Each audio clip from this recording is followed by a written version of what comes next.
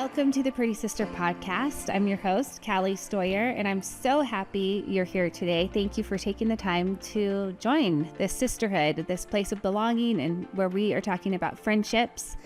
And today specifically, this is part 2 of our conversation that we had last week about the positive traits of friendship as found in a study in psychology today. Now, this week, we're going to talk about what was found to be the negative traits in friends, the things that you're not looking for. So this will hopefully help you. To do. Yes, this will help you as we discuss these characteristics that you want to steer clear from as you're navigating friendships. Now, before we get started, I have 2 of my very pretty sisters and best friends here with me to join in on this conversation and weigh in on their thoughts and experiences as we discuss this study, because we feel like we're the experts. We are self-designated friendship experts, as we have 40 years. Yes, we're approaching a very long time of being best friends. So this is Katie, Blanch, and to my right here, to my left, there's a story behind my pause there. And then September Smith here. Welcome. 2 very qualified, very excellent friends, I can say, having benefited from their friendship for many years. These are the girls that have all of the positive traits that we talked about last week. You'll have to refer to that podcast if you want to hear more about it. Okay, so there was a study in psychology today where they took 3 different methods of study and compiled it together and came up with the top 50 characteristics that most people are looking for in friends. And we discussed that last week.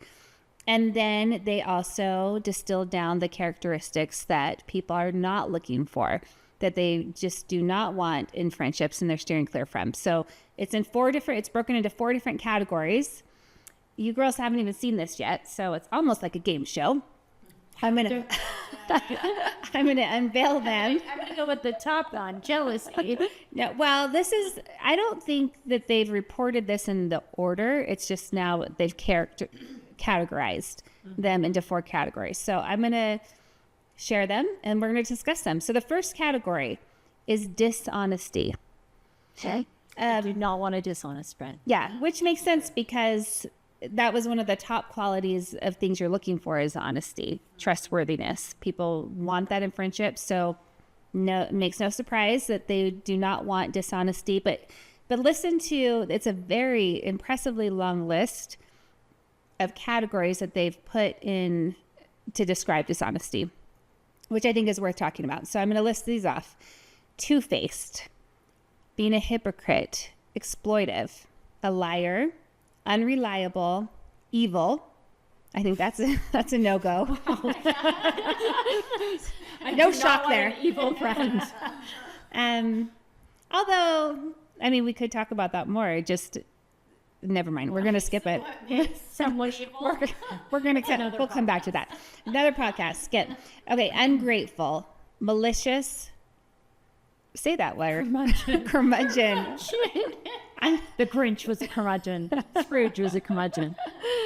Being rude, a self-seeker, derogatory, insulting, immoral, a racist, or closed-minded. So I would say a lot of those, and this is just one of the categories, okay?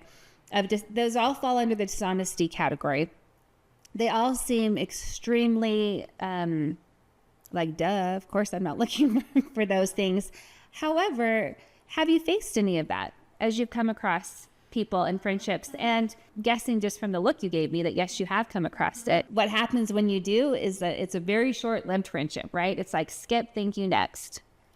Well, I know what Katie's thinking.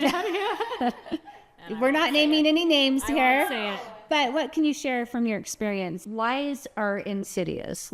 I think that is a really big one for me. Like when people tell lies, that is a reflection of so many other things.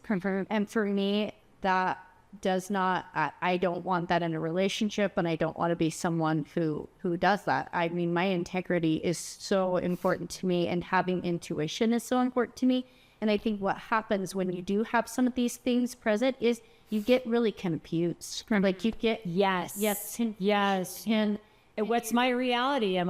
That person can kind of try and flip or paint it like.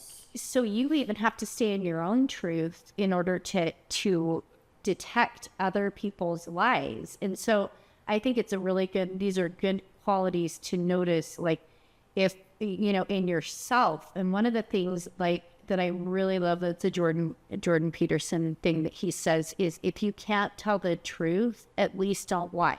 So think about that. Like, Wow, that's powerful, because sometimes we think they're one and the same. and That's not, and they're not. so Because there are lies of omission, which kind of would be, it's almost like putting it into degrees. Like, don't lie, and then there's omission, which This is is what probably I tell my not. kids. Anything with the intent to deceive is a lie. yes. So there can be varying degrees, and part of that can be deceiving yourself. But you also, you don't always have to tell, like, if someone asks, like, if you don't like this shirt, and I ask you if you like this shirt, Yes. there's a way to stay in the truth, Right. without, you don't tell the lie, you figure out something. Well, I love your eyes. Yes. Yes. Your eyes pop with that shirt. So it's a practice too. Yes. Because if you're a people pleaser, like some of us are, Yeah. it's really easy to fall into the trap of people pleasing instead of staying in your own truth. Okay. So that's been, for me, the last few years, that's really been my practice, is like, what is true? And I'll retell what is true. And guess what? Everybody doesn't deserve your story either. You get to decide her story too. Remember that. That's part of discretion and picking people that you can confide in. Yeah. Sometimes it is just a journal. Yeah. Sometimes there's no one you can confide in. Hopefully you are the person that other people can confide in, that then you will also have people to confide in, because we're the example of the qualities we want. I really believe that. Yeah. We draw to ourselves the people who are most like us. Yes. So Well, and I think the more you are willing to have healthy boundaries and kind of love yourself enough to not accept or be around people with these qualities, that's something that comes and shows up as you practice self-love and self-care. Because the more you're going to be okay to be around some of this is if you're not in a good place yourself. Yeah. And as I'm looking, we all can, the last episode, we talked about all of the qualities we want to have in a friend and that we hope we are as a friend. It's a lot harder to look at some of these qualities and say, well, what am I in here? Like, I know I'm not evil, but am I self-seeking sometimes? Am I closed-minded? Am I, what kinds of things am I hypocritical? I try really hard not to live that, but we all can have varying degrees where we call someone out on something that we're doing. So I think it's really, am I ungrateful? It's really important to look at those and say, these are qualities I don't want in a friend, so I need to not be these myself. Absolutely. don't think that's a really good point. Okay, let's move on. Okay. The next category is negative. So what they've got here is being spoiled, being stingy, shallow, arrogant, and conceited. Wow, I never thought of So those are, conceited as negative, but I guess it really is. If you're all about yourself, then yeah, you want it your way. You're going to, you always have to have the friendship on your terms. yeah. That can show up in some of these ways, being spoiled, stingy. Yeah, I mean, those are all things that I don't like to be around. No. But it seems like the way that we're reading this, I do see like there might be more times when I'm more like this list than the others. I don't see you as negative at all. Well, thank you. I appreciate that. This is why I love you. It's true. You're like one of the most positive people I know. I know. In fact, if anything, I'm probably too positive and I get shamed for that. No, Positive.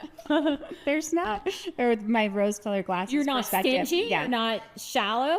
You're not arrogant. You're not conceited. You're not I don't see any of those in you. Thank you.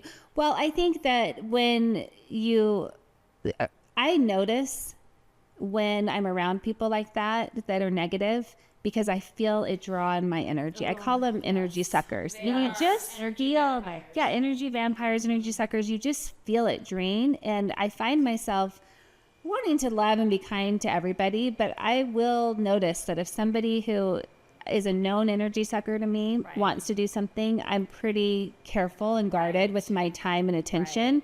I'll offer what I can within reason, but I won't spend a lot of time with someone like that because it pulls me down. And I think that I've gotten better at that as I've aged. You have to do an exorcism on yourself after. As I've learned. It just sucks you dry. Because I think before I thought, to be kind and nice, I have to give or allow anyone. But I've learned over time that no, protect actually, your peace, people. Yes, I've learned to protect my peace, and I've learned to have some boundaries that I think have been hard fought and earned over years of experience of saying no. Because I've had experiences where I've been severely taken advantage of or compromised in situations with people that were, not seeking my good. And it's like, whew, I had to learn that the hard way. So that's the lesson, I guess, is as we talk through all of these things, know that you don't have to put up with these types of qualities. This is fine to have boundaries and to, if we're saying these things and you're thinking, my friend, if it's popping names in your head of they're like this, they're like that. It's time for you to do a cleanup of your friendships and your relationships and find some better ones. Okay. How do you suggest people go about that? Because I think women in particular have a hard time. Because I blocked people for a little while. Sorry if you're blocked. And the world know that you're toxic to me. Well,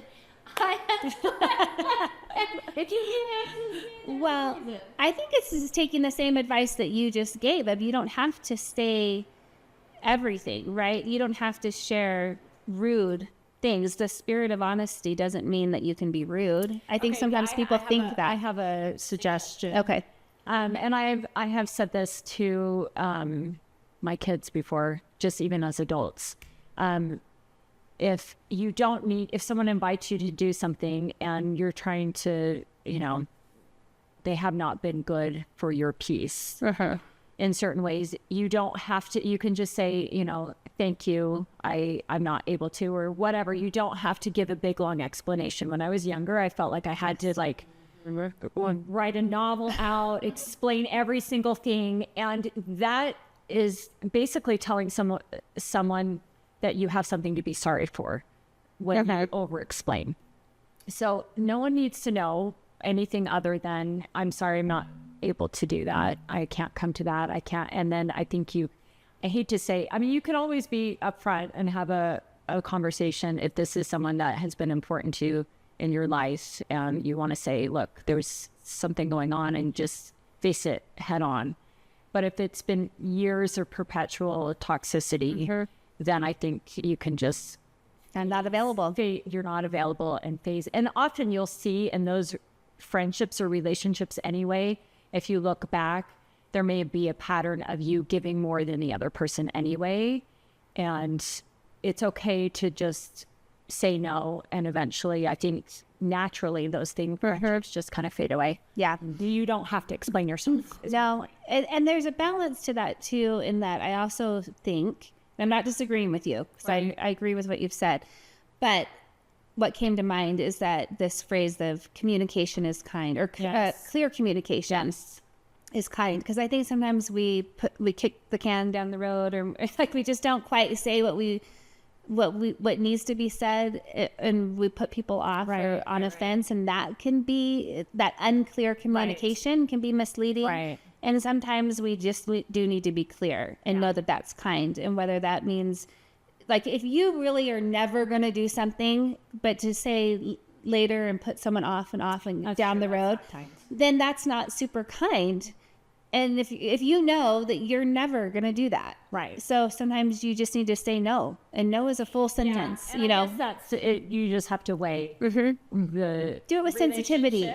Is this a thing where we have a long enough history, we need to have a conversation? Or is this someone that's casual that I'm going to just phase out my life? I've talked on the last podcast about my daughter, Cozy, how good she is about boundaries and just saying, this person isn't serving me anymore, and you are not, that not going to be friends. And she was very upfront and kind about it. And just well, and moving on. That means Yes. in an impressive, in a very in a nice way, or text, and and she's just very good at boundaries. yeah, which is excellent, because, and I think we talked about it then, that how you are as good as the 5 people you're surrounding yourself with. You want to think about that, and that's why we're taking the time to discuss the qualities of good friendships, so that you understand what makes a good friend, what makes a bad friend, where you need to maybe clean up or cultivate these relationships differently in your life, because the people you surround yourself with really do matter and make a difference, and up level you and inspire you and help you in so many ways to become the person that you're your very best self and fulfill your purpose. One thing to add. Yes. This is just my take on things. We're talking about protecting your peace. We're talking about maybe filtering out some of those friendships that are, or people in your life that are toxic.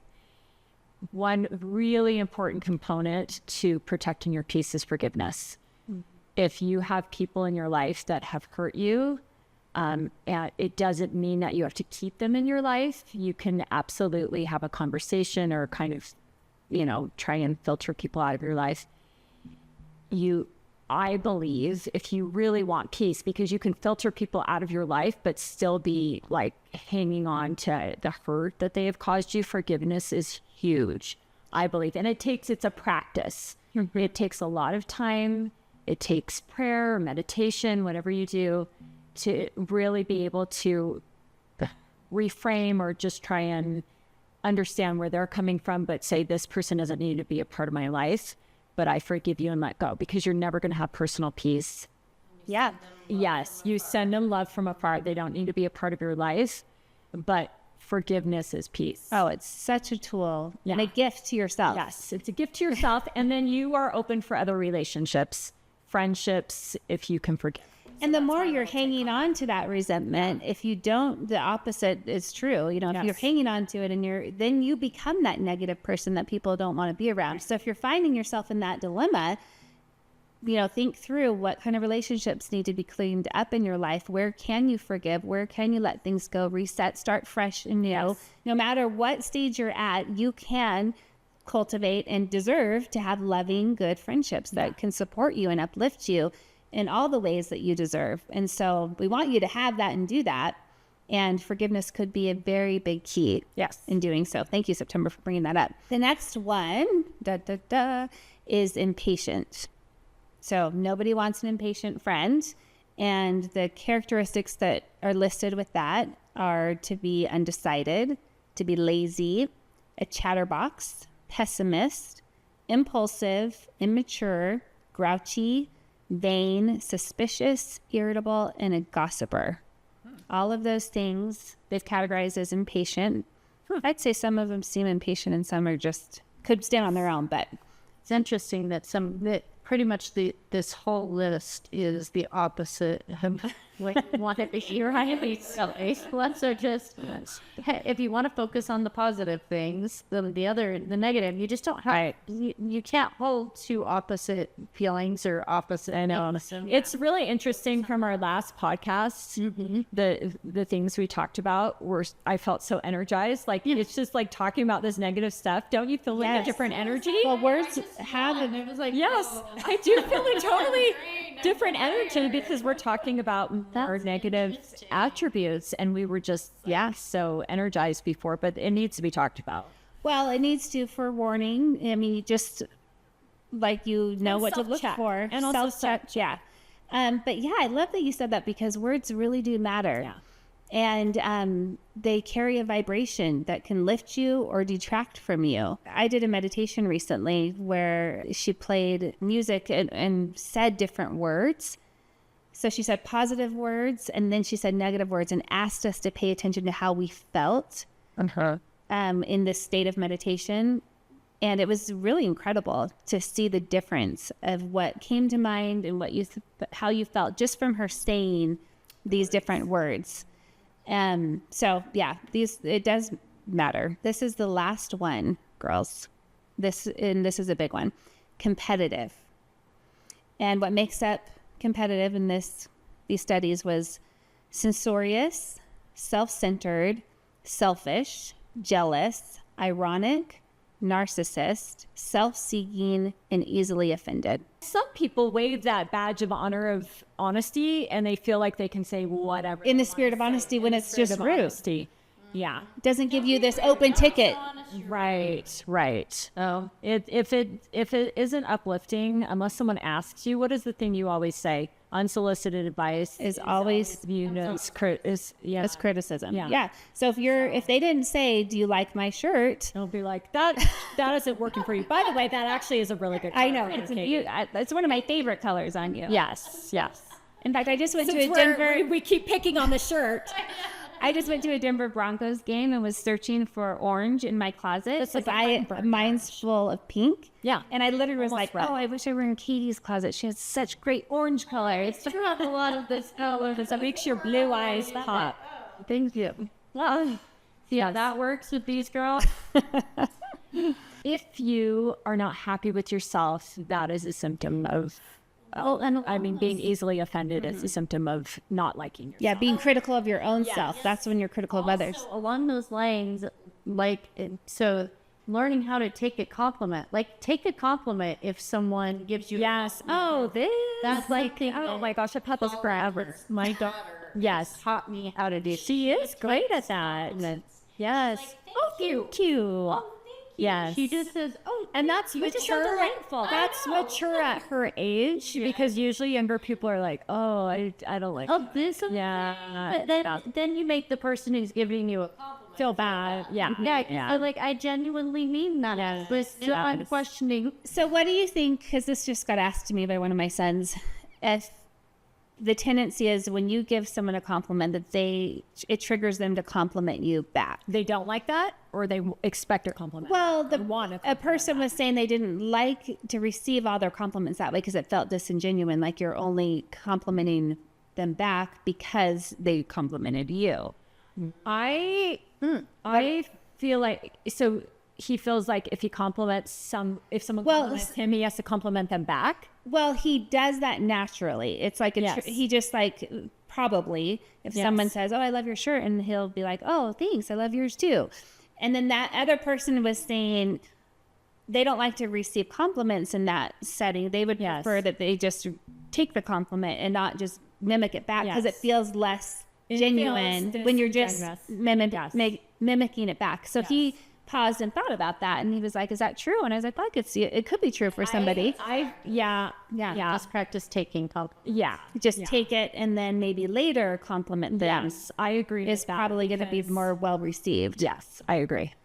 I know.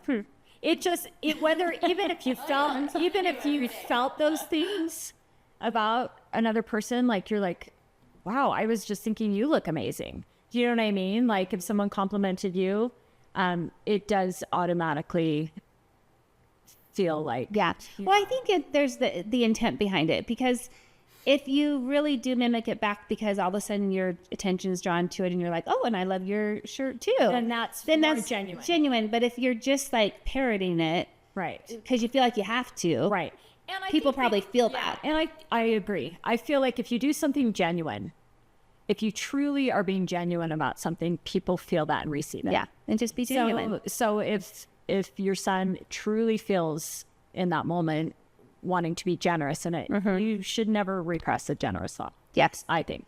But if you're just doing it because you feel like you need to reciprocate, then maybe right. And then that goes back to where we started, where you were saying, be honest, be true. Right. Don't just parrot back a compliment because you think you need to, because they can feel that.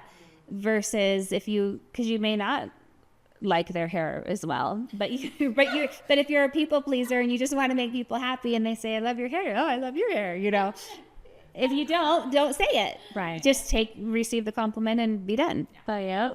Thank you is a great. I mean, I've watched. I love that about her, and she does it in such a happy. Thank you. It's so cute. Cute. She has a different voice. Yes.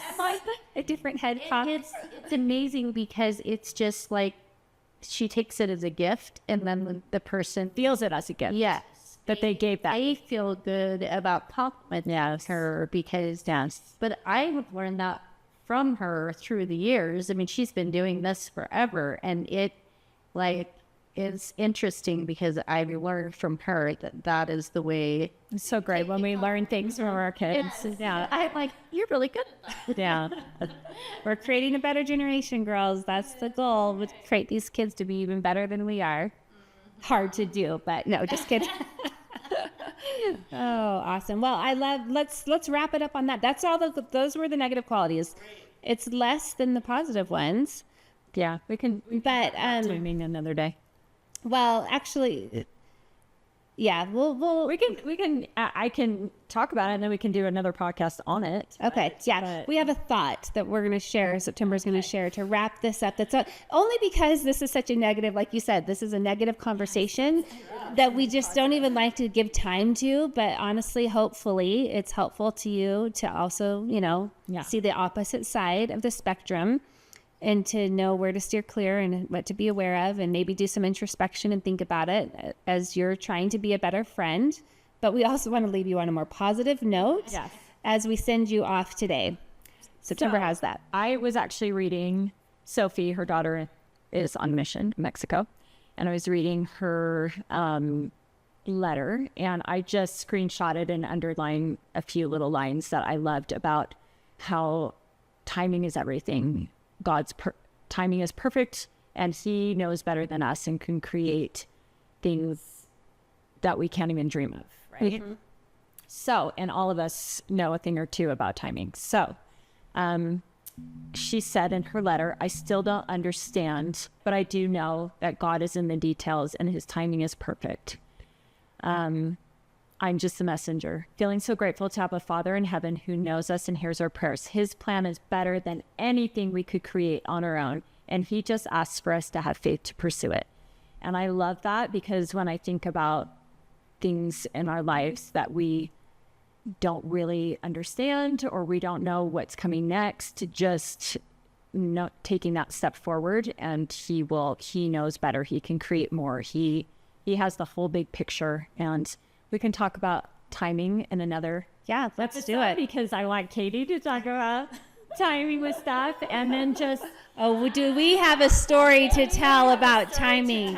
That is a good cliffhanger. Callie can talk a lot about timing with things in her own life. I mean, we all have stories. Yes, but this is you've got a good story that Katie has. Yes, but just know that whether it's with friendships, relationships, anything in your life, that he is the sculptor, the creator of our lives. He just asks us to trust him. So trust him, and trust that as you are cultivating friendships, looking for them, navigating this world of sisterhood and friendship, that at the end of the day, as you're looking at the positive qualities, negative qualities, you can have faith and trust that it will all work out for you, and in the right divine timing, that the people that you need will show up for you in your life. And as you are earnestly seeking that, desiring that, and doing and putting in the work to be the person that people want to be friends with, it's all going to come together for you in a beautiful way. So thank you for joining with us today in the Pretty Sister podcast. We are so grateful to spend a little bit of time with you, and hope that this has inspired and helped you in some way. And above all, I want you to know how wonderful and special you are, worthy and deserving of friendship and sisterhood and all good things in your life. And we will see you next week. And until then, stay pretty.